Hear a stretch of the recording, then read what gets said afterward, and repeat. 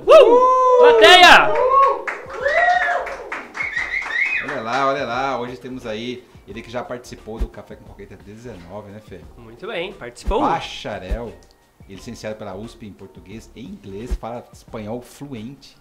Certificado CPE, Cambridge, tá certo? Tá certíssimo, o maior certificado de inglês que existe. Máxima, exato. Exato. Dá aula há 9 anos nas maiores escolas de Jundiaí.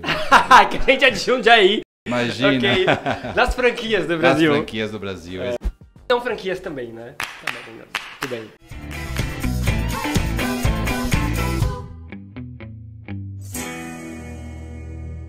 Muito bem, muito bem. O assunto de hoje é com ele. Here we go again.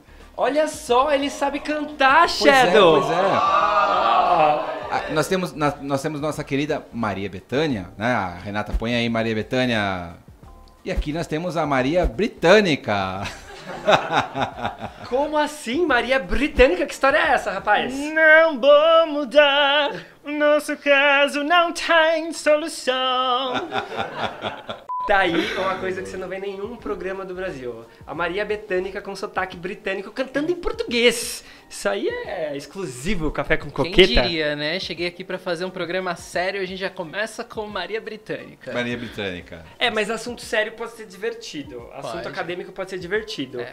Dizem os alunos que estudam inglês comigo, que eu faço muita fonologia, que eu sou a pessoa mais exagerada que eles conhecem. Então, dá pra ser acadêmico sem ser sem ser chato. Vamos lá. O assunto de hoje é um assunto totalmente relevante para quem está aprendendo inglês, que é... O tema de hoje é... Tradução é pecado? Você, como bom cristão, a tradução é um pecado na hora de aprender inglês? Bom, nem cristão eu sou pra começar a conversa, né? Então, quando a gente fala de tradução, eu vou ter que dar uma de Marina Silva aqui, referência política. E vou ficar em cima do muro. A resposta é depende. Em alguns momentos a tradução ela ajuda bastante, em outros momentos não é ideal, até porque se você ficar traduzindo tudo o tempo todo, vai criar um vício, isso vai entrar no caminho da sua fluência.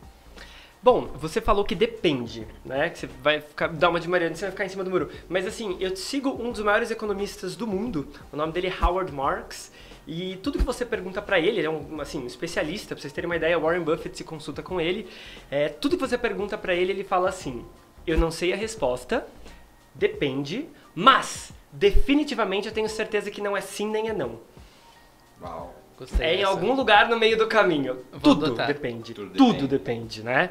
Bom, nós somos formados em letras. Nós estudamos juntos no ensino médio. Pedro passou na USP. Há uns quantos anos? 10 anos atrás. Não, 10 não anos precisa atrás, saber, é uma pergunta retórica. Eu não passei na USP! E aí a gente teve que se separar, porque eu não passei na USP. Eu fui fazer Federal de São Paulo, enfim. A vantagem é que a gente estudou coisas muito semelhantes. Quando você faz letras, você estuda literatura, você estuda um pouco de pedagogia, tradução e, sobretudo, linguística, né? Que é a minha grande paixão. Isso aí. E a linguística vai trabalhar um pouco dessa questão da tradução também, de como enxergar o idioma.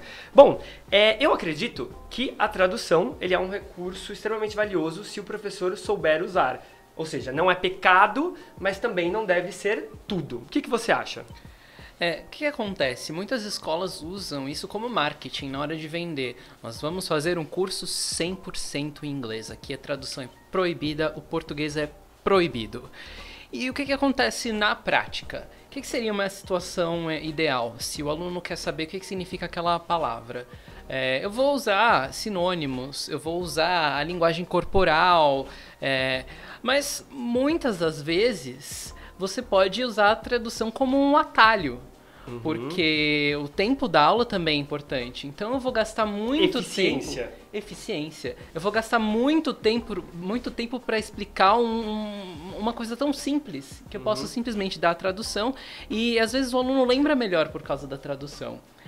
Por exemplo, quando eu estou ensinando ethical dilemmas, e eles precisam saber falar de uma condição necessária, uma exceção ou uma condição irrelevante. Então, basicamente as expressões nesse caso são only if, even if e unless. Agora, você acha que um aluno que acordou às 6 horas da manhã para ter aula quer saber que unless is a necessary... Opa, errei. Fala de novo. Você acha que um aluno que acordou às 6 horas da manhã vai conseguir lembrar que unless é uma exception, que only if is a necessary condition, ou que even if is an irrelevant condition? Não, para ele fica muito mais fácil você falar que, unless é a menos que, only if, somente se, even if, mesmo se, mesmo que. É uma coisa que entra mais fácil para ele. Então, em alguns momentos, você tem que usar a tradução ao seu favor, tanto como aluno, tanto como professor. Exatamente, eu acredito que deve-se e pode-se traduzir o que é traduzível. O que não é, não dá, por exemplo. Então, se um conceito, uma unidade semântica no inglês vai expressar exatamente o mesmo conceito em unidade semântica no português, ok. Se uma palavra do inglês carrega várias semânticas que de fato não tem uma correspondência exata, não vale a pena traduzir. E assim, às vezes é chato também, né? Exemplo de palavras que têm exatamente a mesma unidade semântica. Armchair, uma poltrona. É isso, armchair. Se for explicar isso, talvez... Primeiro que a pessoa vai ser contraintuitiva, ela vai achar numa cadeira de braço. Ela, peraí, será que é a cadeira que tem os braços? Armchair, porque arm, né? Sei lá, camarão. Se você explicar camarão, tipo, é um peixe laranja, só que peixe laranja, vai pensar no Nemo laranja, né? Não, mas que tem perninhas, vai pensar no Nemo de perninha. What? What the f... Mas até você chegar no camarão, traduz, sabe? E às vezes... E camarão não é peixe, é crustáceo. Olha aí. Gente, eu aprendi hoje.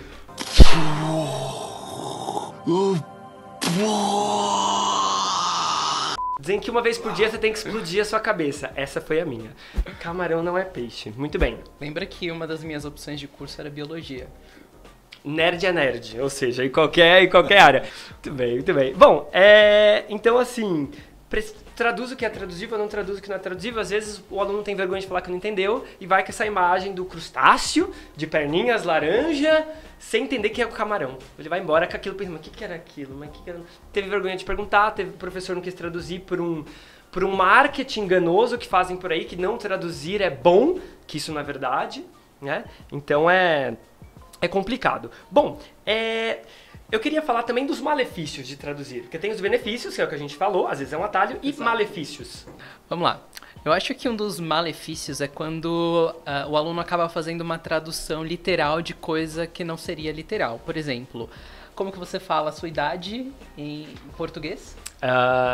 No português a gente tem a idade, a gente possui. Ou seja, o verbo ter. Eu tenho 28 anos. Eu também tenho 28 anos. Agora, o que o aluno fala? I have 28 years old. O que, nesse caso, é agramatical, porque o nativo não pensaria na idade como uma posse. Como glossário, agramatical significa não atestado no idioma, ou seja, erro. Exato. E qual seria a forma correta de falar? Eu sou a minha idade, eu não tenho, ou seja, com o famoso Toba, I am. Yeah, I'm 28 years old. How many years do you have? É aquilo, né? I have 28 years. 28 orelhas? Uau! O have é complicado, não é o único caso de have usado numa tradução literal. Por exemplo, um aluno que está aprendendo ainda falaria have books on the table. Tem livros na mesa, correto? Não. Porque, para começar, esse tem do português é informal. Que seria a gramática normativa, de que a gente falou no último Café com Coqueta. Existem livros na mesa, ou há livros na mesa. Então, esse verbo existir, sempre que você vai falar de alguma coisa que existe no inglês, você vai usar there is, there are some books on the table. Então, aí que a tradução começa a ser um problema. Ou seja, é parte do professor, do trabalho do professor, saber o que pode ou não pode traduzir e gerar os melhores caminhos para o aluno. Exato. Até porque, o que a gente quer? A gente quer que o aluno se comunique. Você pode errar, mas você tem que comunicar o que você quer. Se você falar have some books, a pessoa que está ouvindo vai entender outra coisa. Por exemplo, se eu quero falar, toma aqui um copo de café, have a cup of coffee. Então, nesse caso, é um dos poucos casos que destrói a comunicação. Exatamente. Engraçado que o erro, ele é importante, tá? A gente já falou disso também no passado, e eu repito aqui, o erro é importante, porque é só através do erro que o professor vai ter acesso ao que você sabe ou não sabe. Exemplo, início da pandemia, eu começo a dar aula online, e a conexão não vai, o aluno não vai, peraí, tá indo, não tá indo, aí o aluno vira pra mim, a hora que funcionou, now yes. Né? Tipo, now yes. O que ele quis dizer? Agora sim. Agora sim. Só que no inglês você não fala isso, now yes. Né? Aí eu tive acesso ao fato de que ele não sabia falar agora sim inglês, que não é com essas palavras. É tipo, now I got it. Now it functions. Tipo assim, tem várias expressões pra falar isso, mas que não, now yes. Tem mais alguma que você tenha lembrado aí desse gênero? Por exemplo, ligar pra alguém. Em português, qual que é a regência do ligar? Você liga para alguém. Então... Regência, glossário, para quem não sabe, é o que a palavra verbo pede. Ou seja, tem que ter uma outra palavra para complementá-la. Isso é regência. Continua. Então, eu liguei para a polícia. O que um aluno vai falar? I called for... E não vão falar police, que todo brasileiro fala? Police. I called for the police. Quando, na verdade, é I called the police. E você sabe que nesse caso é até interessante, porque nesse caso o erro, né? Claro que o contexto pode resolver, mas call for, em inglês, é algo, significa requerer.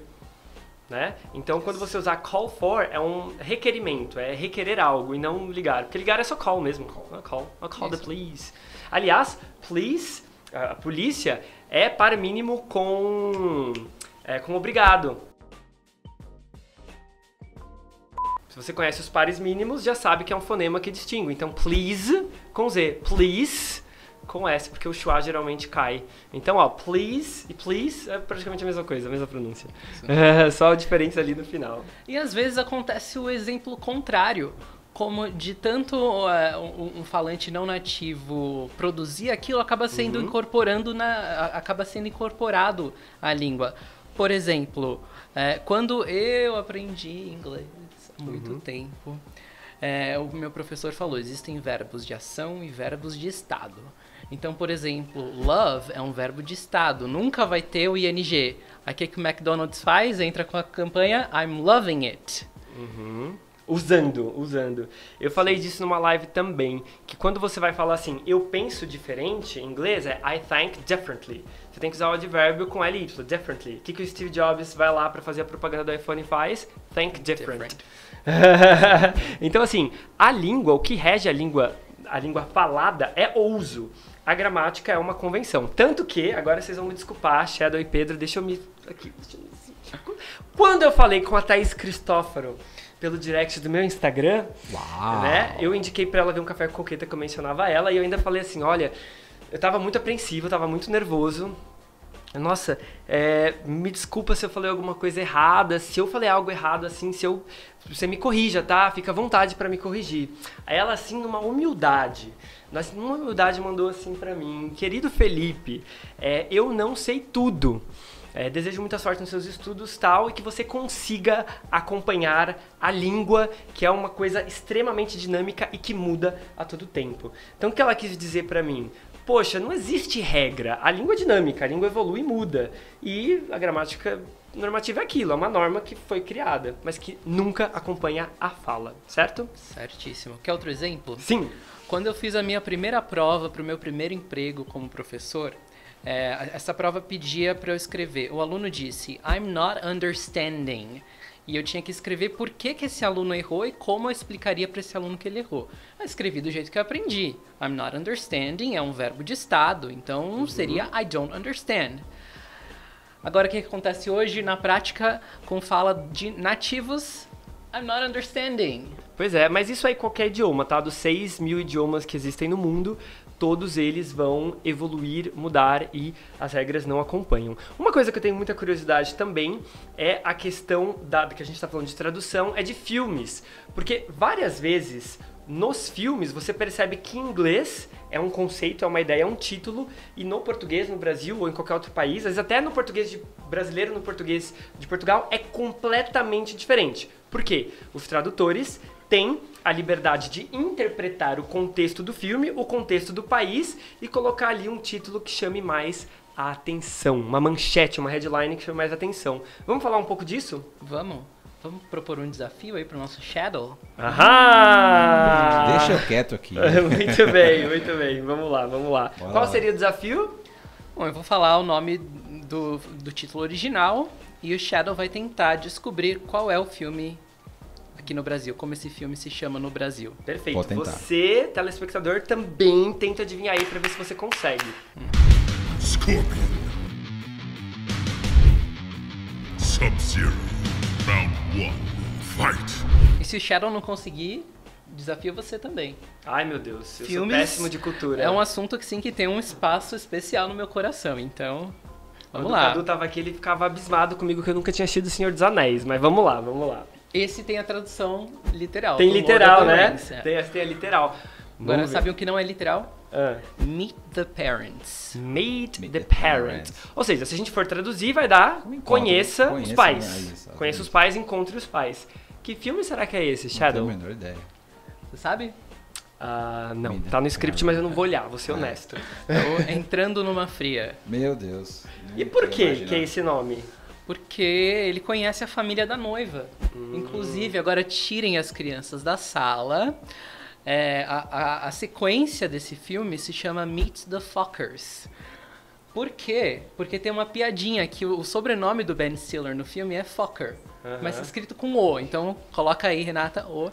Focker. Fokker. É meio que um trocadilho, Ok. né? Então, agora ela vai conhecer a família dele. Então, Meet the Fockers. Como é que vai ser isso em português, será? Entrando numa fria maior Dois. ainda. maior ainda. Olha que diferente. E se você fosse traduzir em inglês também, entrar numa fria não existe, né? Enter the code não existe. Entrar numa fria é uma expressão nossa, também não passível de tradução, certo? Mais algum? The Hangover. Tradução literal? Ressaca! Ressaca. A Que Ressaca? filme que tem É o filme A ressaca? Ressaca? Tem um filme que chama A Ressaca. Não, mas esse não, Não se é chama esse, A não é Ressaca, esse. não aqui no Brasil. Não? Opa. Rar. Enfim, o nome do filme é Se Beber, Não Case. Meu O Deus. que acontece quando você bebe muito? Ressaca. Vai casar Boa. em Vegas. Bebe A muito e não ressaca. toma água. Fica a dica aí. É. Se beber bastante água, a ressaca é bem Legal. levinha. Isso tem a ver, né? Isso tem a ver em inglês e em português. Tem a ver. Tem a ver. Eu prefiro Se Beber Não Case do que a ressaca, The Hangover. Fica mais dinâmico. Uhum, eu gostei. Vamos lá, agora é o próximo. Esse espero que vocês saibam que é o meu filme favorito, meu musical favorito, The Sound of Music. O som da música. Eu achei poético em inglês. Poético. O som da música. da Som música. da música. Por quê? Porque a primeira música, eu cantando a música, talvez você se lembre do filme, a primeira música do filme se chama justamente The Sound of Music. The hills are alive with the sound of music.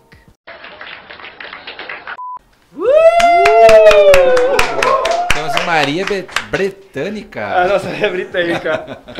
Quem sabe a gente não faz um programa sobre música. Talvez. mais pra frente, hein? Eu gostaria muito. Legal. Mais algum? Você não vai falar o nome do filme? Ah, faltou falar. Esse é um clássico brasileiro, eu vi aqui no script. Mas será que o Shadow, Eu pela também música... li aqui, eu li aqui. No Você leu? Qual que é? A Noviça Rebelde. Noviça Renata, Rebelde. no points, no scores for Shadow, No ok? point. The Rebel Eu Nun. colei aqui. Próximo. Próximo, Nowhere Boy. Também vem de uma música, olha a dica dos Beatles. Que o nome da música é Nowhere Man. Nowhere Man, please listen. You don't know what you're missing. Nowhere Man, the world is at your command. Nope. Não. Não conheço, mas estou apaixonado. Não conheço. Você sabe por que... Desculpa fazer aqui um parênteses, mas você sabe por que o meu programa se chama Café com Coqueta? Alguma ideia? Imagino que coqueta me conheço como um flerte, né? Uma coisa Eu assim. gosto de coquetar. Eu me apaixono fácil. Sorry, but I'm taken. Poxa. Mas coquetar faz bem, entendeu? É uma prática, Muito bem, próximo. E qual é o filme? Qual Garoto de Liverpool. é? Que é da história do John Lennon, por isso que tem esse trocadilho, né? O Nowhere Man, mas o John Lennon é adolescente, então é Nowhere Boy. Nowhere Boy. Ou seja, o garoto de lugar nenhum, lugar algum. Vamos pro melhor de todos. Annie Hall. É um nome próprio. Sim. Em português, com certeza, não é Annie Hall. A única coisa que dá pra saber. Seria o nome da protagonista em inglês? Sim. Nunca assisti esse filme. Filme do Também Woody não, Allen. Não assisti esse filme, não. Vamos lá? Não? Noivo neurótico, noiva nervosa. Uau! Olha como mudaram. Então, em inglês, eles pegaram o nome da protagonista, em português, deram totalmente atribuições Como e seria um adjetivações. noivo neurótico, uma noiva nervosa em inglês? Neurotic groom. Uhum. Ah, And the nervous. Nervoso. É que nervoso em português pode ser duas coisas. Pode ser nervoso de nervous e pode ser de angry, mad. Então, acho que talvez nesse caso a nervosa mad seria bride. angry. É angry, Angry. né? É, Mad. porque depende do nervoso ainda. E como eu não assisti o filme, eu não sei se é nervoso.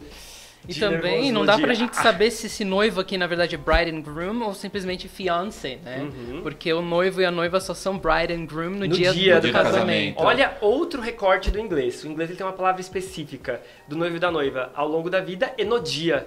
Exato. No português não, é noivo e noiva. Então quando você vai traduzir noivo e noiva, qual? Você vai usar o quê? O fiancé ou bride and groom? Né? Não tem. E tem um que eu gosto muito, um dos meus filmes preferidos. Um dos meus preferidos. Deixa eu ler aqui que eu não lembro mais, mas é meus preferidos. É 51st Dates. Ou seja, a tradução, Shadow, seria os 50 primeiros encontros. Date tem a conotação de encontro, né? De vamos ficar. Coquetar. Coquetar. E aí? Não sei. Alguma ideia? Não. Não? Em português? Como se fosse a primeira vez. Também com Adam Sandler. Assisti esse filme, Drew Barrymore. Lindo, lindo. maravilhoso esse E você vê filme. que em inglês faz sentido? Faz 50 primeiros encontros. Em português também faz sentido. Só que por algum motivo eles não quiseram usar os 50 primeiros encontros. Até porque é feio, né? Os 50 primeiros encontros. Em inglês soa muito melhor. 51st Dates. É porque, na verdade, tem a ver com a história do filme, porque ela tem amnésia, ela esquece de tudo que aconteceu nas últimas 24 horas, Ele tem então... que conquistar ela todos os dias. Isso, então como se eles tivessem 50 vezes o primeiro encontro. Então é muito poético esse Lindo número filme, original, lindo, esse vale nome muito a original. pena assistir. Ah, fiquei sabendo que agora você tem um desafio pra mim. Sim! Expressões que carregam aqui um pouco da semântica de gíria, que não dá pra traduzir literalmente. Quero testar o seu inglês, ver se você consegue aí. Pode ser? Vamos lá! Scorpion.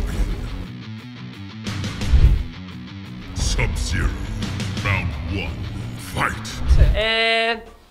Pisou na bola. Imagina você traduzindo isso em inglês. O gringo vai pensar literalmente você pisando numa bola. Como é que fala isso em inglês? You I can't say that.